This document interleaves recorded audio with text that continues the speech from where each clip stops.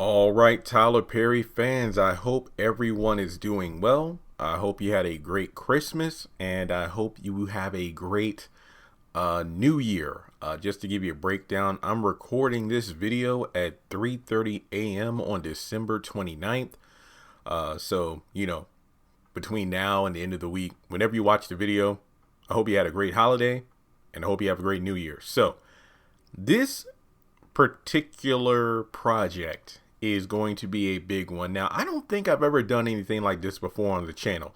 So just to give you a heads up, this is going to be a multi-structured video. Now, it's going to be me doing my own personal, as in my opinion, ranking the various Tyler Perry projects that have come out over the past year. Now, considering it is, once again, December 29th, not the 31st, or even January the 1st, I know there will be episodes of, or should I just say this week's episodes of RUTHLESS, House of Pain, Assisted Living, and Have It Have Nots that will not be considered in this running. But after looking at some things, I figured that I don't think one episode of either of these shows can tip the balance of my ranking. So what I want to do, I'm going to explain the giveaway first, because I know that's what most people want to, know about anyway, and how most YouTubers save it for the end of the video. But I figured I'm going to say it at the beginning. And if you want to watch the rest of the video, I'd encourage you to, because like I said, I'm going to be ranking all of Tyler Perry's projects in the year 2020, giving my thoughts and opinions on them, and go from there. But on screen, you should see a picture of the stack of DVDs and a Blu-ray that I have acquired over the past week or so. I went home Friday morning for Christmas, and I came back Monday morning on the 28th. And during that time, I had packages mailed to my apartment, as well as me finding DVDs while I was at home. And they were Tyler Perry DVD giveaways, because the last giveaway I did went so well. Yesterday on the 28th, I've had at least 6 people tell me they received their package. I was a little surprised by that, because I ship via Madea mail, which usually takes 2 to 9 business days, since DVDs and Blu-rays and books and things like that count as Madea mail, which is like $280 to ship plus tracking, meaning that, you're going to be secured in your packaging. So that's why I decided to do another one just to close out 2020. I don't know when I'm doing another giveaway, just to let you know. This is just my way of showing my appreciation to the fans for helping me do what I do. Like I said, I would not be able to do what I do for a living without you watching my content and supporting me. So this is a way to give back. I wish I could do these more, but like I said, I'm potentially getting a house next year, so I can't spend a lot of money on this stuff. But just know that the Madea film collection and the Tyler Perry plays, those alone cost almost $70. And the rest, thankfully, I was able to find on markdown. They're brand new, in the plastic, have not been played at all, just in case you are new to my DVD giveaway contest system. Here's what I'm going to do for this particular video. There were 11 projects that Tyler Perry put out over the past year. I'm going to be ranking them, in my opinion, from number 11 being the worst to number 1 being the best. And just so you know, none of these projects are perfect. I have gripes about every single one of them, but this is just my personal ranking. In the comment section below, you can either, in the comment section below, you can tell me what was the worst and what was the best and why. So for example, let's say,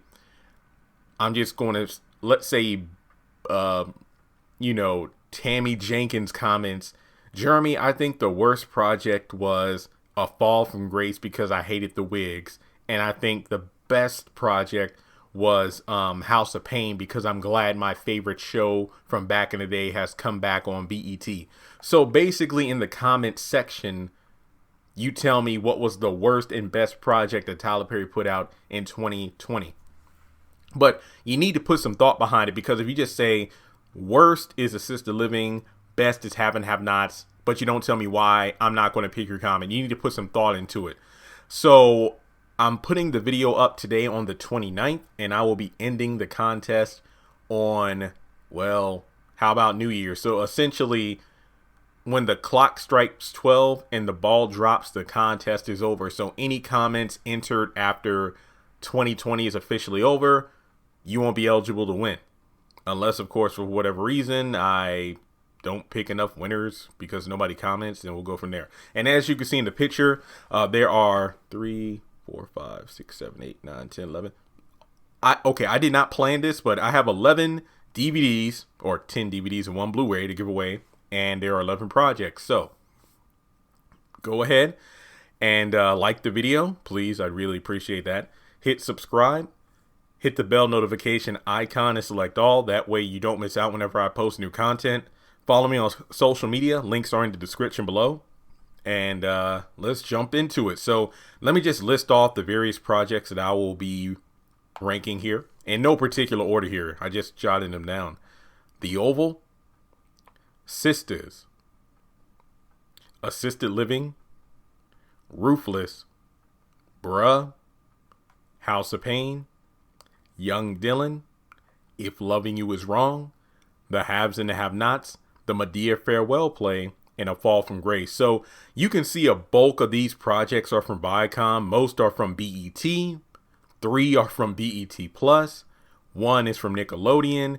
Then we got a couple from the OWN network. And also, just to let you know, when it comes to Sisters and Ruthless, since those shows started in late 2019, I'm going to be considering the entire run of those shows so far. So, for example, The Oval began October 23rd, 2019, and it ended season 1 on July 22nd, 2020. I figured, why not? Because both of those shows took random hiatuses in late 2019, so I figured I would count them all. So basically, all 25 episodes of The Oval and all 37 episodes of Sisters, because Sisters has season 1 as well as the first half of season 2. So remember, this is just my personal opinion. If you disagree, that's fine. Yeah, so here we go. Number 11 in terms of the worst project that Tyler Perry put out in 2020. And if I miss anything, let me know, because I did some research just to make sure I didn't miss any kind of, movies or anything. But no, I think these 11 are all he put out. A Fall from Grace was a one and done for me. From the wigs usually don't distract me. I mean, because for me, if the acting and everything's on point and the story's good, I honestly don't care about, the aesthetics, even though it isn't a good look for a man who became a billionaire this year and has so many resources to rush out a film. And what did he say? He filmed in like 5 days or something like that, and it shows in a lot of places. A Fall from Grace, that's going to be a no for me. And just so you know, I'm not going to spend like 30 minutes on every single project. I will just rank them, and then, I'll tell you a little bit about why it got the ranking it did. So number 11 is A Fall from Grace. But cool points to Tyler Perry, because that was his first Netflix project, and it did get a lot of streams. But in terms of rewatchability and quality, nah. Number 10, House of Pain season 9. It began September 2nd, and as of the recording of this video, we've had 22 episodes air so far, with only 2 or 3 more episodes left for the season. And if you've been a long time viewer of my channel, or for at least as long as the show has been on for a couple of months now, and you've watched my reviews, I've given countless reasons in the episode reviews as to why this show is just nothing like the first 8 seasons, from the show being a bad reflection of the pains in regards to overuse of laugh track, stagnant dialogue that just goes around in circles, characters repeating the same thing, the lack of diversity in terms of the set pieces. Now, yes, it does have more locations than Assisted Living, but at the same time, CJ's house, Curtis's house, and we did get the Law for an episode or 2 with Calvin, and that's about it. But I don't feel like I need to stay too long on House of Pain, because once again, if you check out my House of Pain playlist, check out any of my freaking episode reviews, and you'll see why this show is number 10. I mean, you could say that it could get extra points for bringing back the original cast, but what use is bringing back the original cast if the show is trash? Number 9, assisted living. Believe it or not, this show, that first half of season 1. So basically, it just like House of Pain, it started on September the 2nd, and it's aired 22 episodes so far as of the recording of this video. And once Brown and Cora showed up, that's when things started to turn around for the better. It took a handful of episodes, but now I feel like the show has finally found its way. It's just a shame that it took darn near 35 to 50% of the season, the first season, to actually, find its footing. Number 8, the Madea farewell play. I don't really have too much to say about this play in terms of negativity. I know number 8 seems like a relatively low number. It's just that, for me, the play was kind of a one and done. I think that the play did a great job of, I guess you could say, paying homage to various other Tyler Perry plays in the past. You could tell by some of the jokes, the way some of the characters act, especially Brown, pulling some of his classic, "I'm sorry," and things like that. And I feel like the story really was good. It's just definitely one of those things where it felt like a treat to have a little taste of a play/theater setting in the midst of a pandemic. So look, I ain't saying it's as good as Hamilton, but it gave me the same kind of vibe where it took me back to the old days of growing up watching the Tyler Perry plays in terms of that audience interaction, because it felt so refreshing to watch that play and get genuine laughs from the audience, as opposed to the annoying laugh track that my ears have become accustomed to over the years from reviewing shows like The Pains, House of Pain, Assisted Living, Young Dylan. So it was definitely a great farewell to the Madea character. It's just a shame that, like the Madea family funeral film, they ended on such a good note that it's like, dang, after kind of a dry spell of, quality plays, to actually end it on a decent one, it sucks that there's nothing else coming after it. But it does kind of suck, though, because the Madea farewell, as good as it was, it wouldn't like crack my top 5 Tyler Perry plays, but I still enjoyed it, especially the musical montage towards the end of the film. End of the play. That was great. Number 7 is Young Dylan. Now, I put Young Dylan kind of toward the lower tier / almost at the middle of the pack, because I'm not the target audience, but what makes this show rank as high as it is at number 7 is the fact that the pacing is really good. The characters change clothes. I feel, again, kind of like watching the Madea farewell play and the different atmosphere it gave me. It reminded me of watching Young Dylan, because I'm like, oh, I forgot what it's like to watch a show where characters change clothes and, stuff actually happens. I mean, yes, there's kind of like the overarching story. Young Dylan want to be a rapper and his mom coming back and everything, but the episodes themselves, while episodic in regards to, like, you could probably watch just any episode in any random order and not really miss too much. But I think that it was an interesting project, because kind of like A Fall from Grace being the first Netflix project, this was Tyler Perry's first Nickelodeon project via Viacom, of course. But I do think that Young Dylan does what it needs to do for the audience that it's aiming for. And I believe that they are working on, if not already finished, season 2. So I think that the show started on February 29th and it's already aired the 14 episodes for season 1. And I just applaud everyone involved in the show, and I hope it continues to do well. Number 6, Have and Have Nots. Kind of like House of Pain, if you've watched my reviews, then I don't really need to go into this much, but so we start off at January 7th to December 22nd, which was the last episode we've had. And we've had the entirety of season 7, which was supposed to be the deadliest season ever. And then we've had about, I want to say, close to half of the episodes of season 8, which is, I feel like there's been more talk about the controversy surrounding the show in regards to, is the show ending or not? Is it the final season? Than talking about the actual show itself. Between the 30 new characters who have been added for no reason,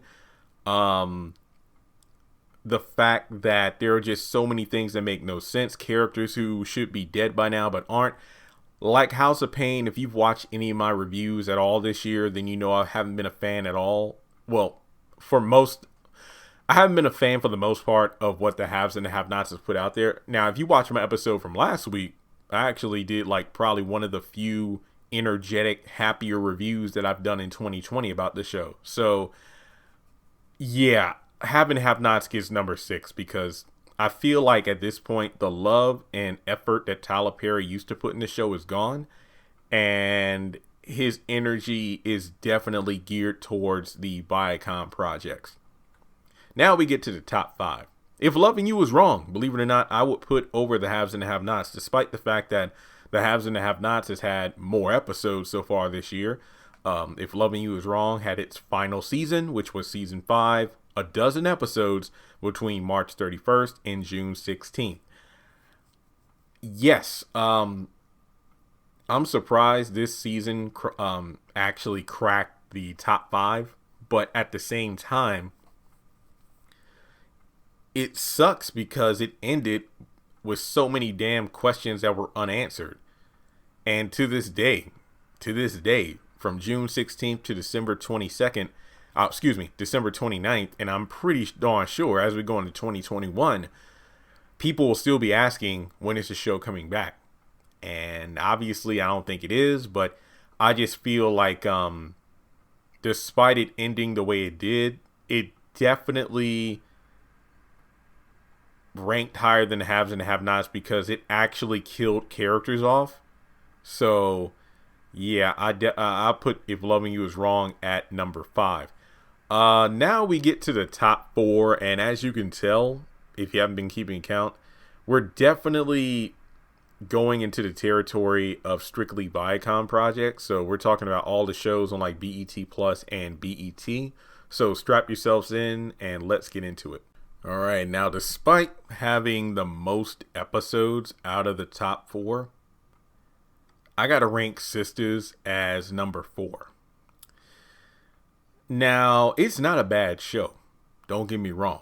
And yes, remember, I'm counting from season 1 all the way to the midway point of season 2. So October 23rd to last week's episode on, I believe, December 23rd. Oh, yeah, there we go. Yeah, October 23rd to December 23rd. 37 episodes total.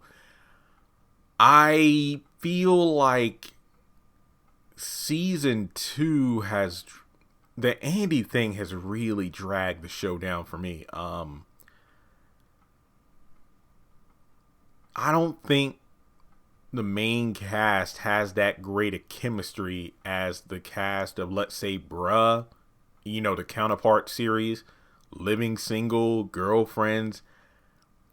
I feel like there's more friction within the group than there is friendship. Unless you're counting Sabrina Danny and then Andy Karen. My mom, I'll tell you one thing. My mom watched an episode randomly last week. And she told me about when I was at home for Christmas. And she's like, are these women supposed to be friends? Because that one girl with the braids, she talks more with that guy she works with at the bank. The one who said, what, you going to tell the police on the bitch? She's like, who? Oh, Maurice, yeah. It's like she talks to Maurice more than her girls. I'm like, damn. So yeah. And I miss my girl, Jasmine, Crystalie Naomi.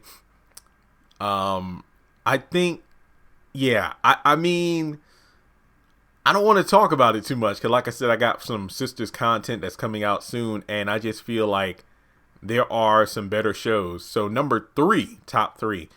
I will put The Oval over Sisters for, if no other reason, than the fact that it made me give a damn. The fact that I almost quit watching the show after Jean was assaulted and strangled and put under the bed, because I will never forget that night when that happened.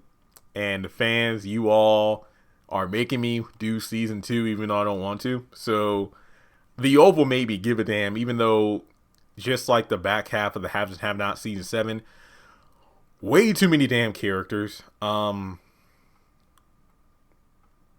feel like the acting on Sisters is better than The Oval, But I feel like in terms of the must watch ability of it, if that's even a word, I think the Oval just edges out Sisters. Even though there's only been 25 episodes, I think that the Oval wins out because learning so much about Victoria's backstory in terms of her past, meeting her mother, maybe her father in the near future in person and not over the phone, is a one-up over the Ice Queen herself. And I just feel like if they didn't have so many characters in the show at one time, it would really be a contender for the #1 spot, in my opinion. So I will put the Oval at number 3. And I know one of the biggest debates that I have about the show is who do I like more, Jean or Sharon? Or is it Shannon? I think it's Sharon, but I don't know. Number 2, Bruh, which has aired at season 1, episodes 1 through 24, starting May 7th, and it's all on BET+. I still need to do my Bruh versus Sister season 1 comparison videos, but I've said it before in my overview video, the Bruh cast has better chemistry. The episodes are bite-sized, being like 21 to 23 minutes each. I like the stories. I can relate to a lot of the characters. I just feel like if there was one major thing dragging this show, it would be the wedding arc that occurred towards the back half of season 1. And you could argue that Miss Alice is kind of like the Vinny from Assisted Living, where there are times where it's like overabundance or reliance on cursing and crude humor. But then again, it is BET+. But other than that, I just love the show. So Bruh is number 2 for me. Shout out to Caroline, aka Valerie. I got crushes on too many of these people. Anyway, number 1. I know this is weird to pick as number 1 for multiple reasons. Number 1 is on BET+ and not on BET. So not everybody has seen it. And you're probably thinking, what the hell is wrong with you, Jeremy? Because, well, you haven't watched the show. Get yourself a subscription. Ruthless, to me, is the best product from the Tyler Perry Vault in 2020. Starting on March 19th, it has aired 19 episodes. I believe there are about 5 left. So I think around the final week of January 2021 is season 1 coming to a close. Now, to be fair, I will say that I think the first half of season 1 has so far proven to be superior to the back half of season 1. However, it has been picking up, so there are still 5 episodes left to turn it around. But Ruthless is just like what the F is going on in Tyler Perry's mind, or excuse me, what the F was going on in Tyler Perry's mind when he wrote this show. I feel like it might not be fair to some people to make this number 1 because it hasn't aired its first season in its entirety. But at the same time, the fact that I put it at number 1 should show you that it's a hell of a good show.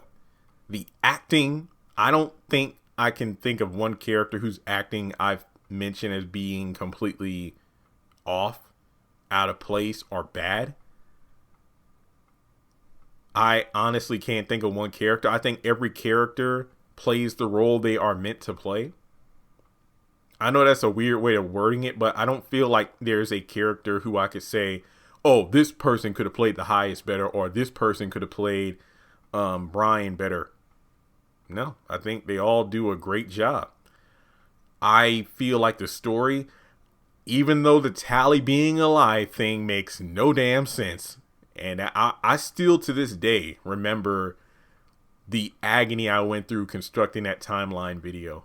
But in any case, I decided a couple months ago to treat Ruthless as its own show, despite the fact that now it's starting to potentially line up with the Oval in terms of setting up why Tally escapes and Roof is still in the cult. But I will get to that in a separate video. I just think Ruthless did to me what the haves and the have-nots did to my mom and I when we watched the first episode. We had no idea where the show was going, but we knew it was something unlike anything we've seen from Tyler Perry up until that point. And I just hope the show excels and continues moving forward. And that's it. So guys, that was my official ranking of Tyler Perry's 2020 projects from number 11 to number 1. And like I said, if there was anything like a play, movie, or anything I missed, let me know and I will gladly look into it. But yeah, like I said before, I did a lot of research and I'm pretty sure I covered all the media projects that he put out this year. You know, given the pandemic and all, I'm pretty sure Tyler Perry had a lot more up his sleeve, but for obvious reasons, he wasn't able to put out as much content or create as much content as I'm sure he would have if he didn't have to shut down the studio for a couple of months. But overall, like I said, these were just my opinion. Let me know your thoughts in the comment section below. Also, in the comments when you're entering the giveaway, you can say, you know, like I said, the rules say the worst and best project, but you can like re-rank the projects and say, okay, Jeremy, here are my, you know, 11, you know, from 11 to 1 in terms of ranking. But I hope everybody has a good time entering the contest, and I wanted to make this as fair as possible. What I'm going to do is respond to the winners. Like, you know, I will heart emoji their comment and then I will reply to them directly stating to email me, and it will make things a lot easier and cleaner in terms of getting your mailing information so I can send out the movies. Like I said, the contest will go from now to, well, when the clock strikes midnight on January the 1st. Sorry. Basically, the moment 2021 begins is where the contest comes to an end. So obviously, at some point on Friday, I will go through the comments and pick the winners. Remember, you have to be in the United States to win because shipping to other places like Mexico, Canada, overseas, it ain't going to happen because it ain't cheap. So with that being said, I wish you the best of luck. What is it? 5 copies of the Boo 2 movie, a copy of Madea on the Run. Why Did I Get Married? That's on Blu-ray. 2 copies of the Madea Family Funeral. These are the packages with the Blu-ray, DVD, and a special tote bag. Another copy of Tyler Perry The Plays that comes with 7 of his plays. And then the Tyler Perry Madea 9 film collection. So obviously, the Madea and the Tyler Perry plays, those will go to the top 2 winners. Like the top 2 comments, I'll pick, you know, one of those to win, you know, either of those prizes. And, you know, I'll go from there. But as always, guys, I appreciate the support. My channel would not be what it is without you. And I appreciate you all. So even if you don't win, just know that you matter when it comes to me being able to do what I do for a living. And like I said, once this giveaway is over, I don't know when I'm doing another one. Just know that maybe, you know, at some point in 2021, but I don't know when. So, and if you've won previous contests, like if you won the last contest where I give away like 30 DVDs, you can enter this one. This is for everybody. Just know that. And with that being said, thanks so much for tuning in. Please like and subscribe. If you would like to donate to the channel, I mean, yeah, like honestly, if I get more donations, it's more likely that I will do more giveaways. But also, like I said, I'm trying to get a house. So yeah, feel free to donate on PayPal or Cash App or join Patreon for as little as $1 a month. Thanks so much for tuning in, and I'll catch you all in the next video.